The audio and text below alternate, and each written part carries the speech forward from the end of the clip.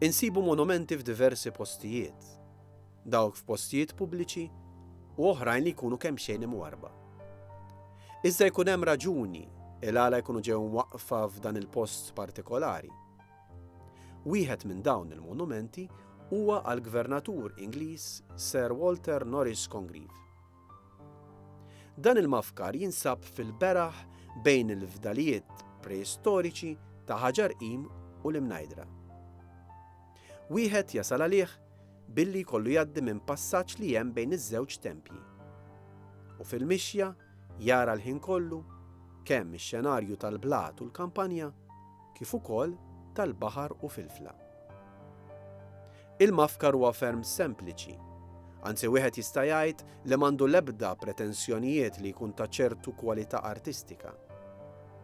Jinsab f'dan il-lok fuq ir-riħ tal-irdum li jidher nieżel l-isfel lejn il-baħar u fl-istess ħin iħares lejn filfla.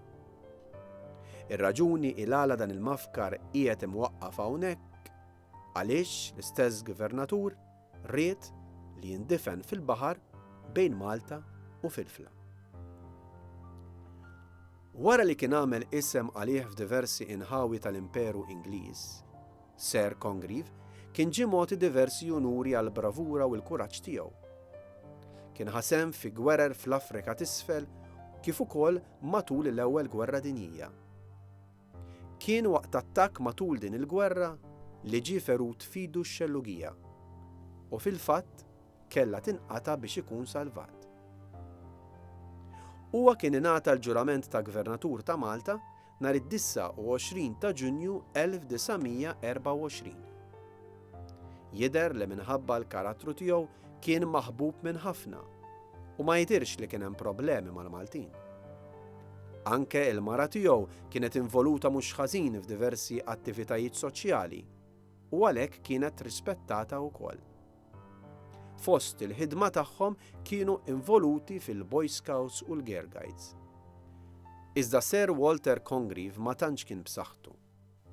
F'Jannar tal-1927 kien trasferit għall-Isptar tal-Imtarfa, fejn miet fl-aħħar ta' frar.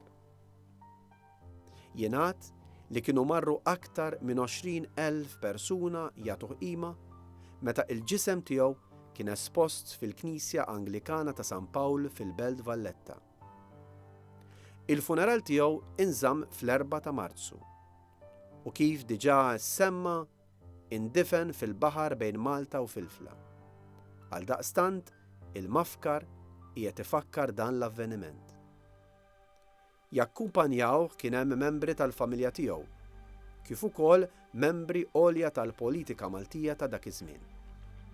Il-mafkar huwa maħdum minn blata waħda, impoġġija fuq taraġ. Fi kliem Sir Ugo Mifsud, il-Prim Ministru ta' Malta ta' dak iż-żmien, il-mafkar fis-sempliċità u żbuħija tan-natura jibqa' ifakkar il dan il-bniedem nobli.